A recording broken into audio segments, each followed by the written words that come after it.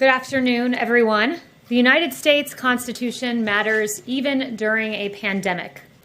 While Democrat politicians seek to impose draconian restrictions against their citizens, this past week, the Supreme Court of the United States had their say on New York State's capacity restrictions, which restricted the number of attendees allowed in places of worship, but not other government-deemed essential businesses.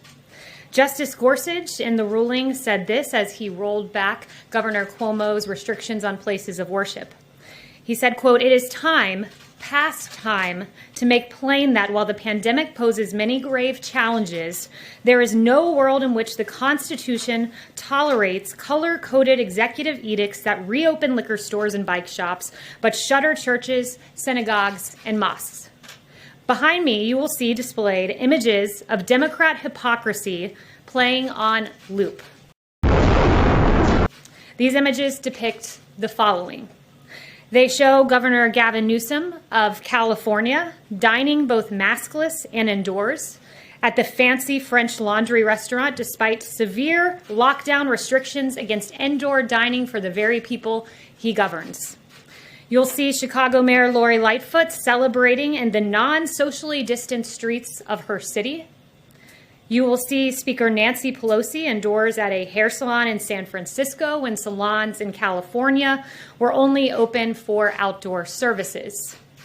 And you will see CNN's Chris Cuomo staging his emergence from quarantine in a made-for-television moment, coming out of the basement, and this was after Cuomo was spotted breaking his brother, Governor Cuomo's, quarantine rules to go for a bike ride in the Hamptons.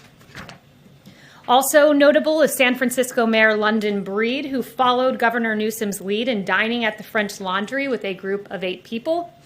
And finally, Los Angeles County Supervisor Sheila Kuehl dining outdoors at her favorite Santa Monica restaurant after voting to ban outdoor dining at 31,000 restaurants throughout LA, calling outdoor dining a most dangerous situation. Quite clearly, these Democrats do not follow their own edicts.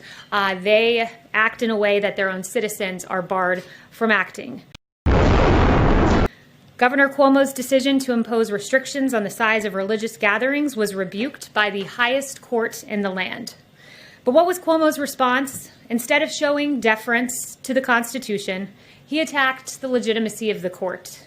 Governor Cuomo said this, "You have a different court, and I think that was the statement that the court was making.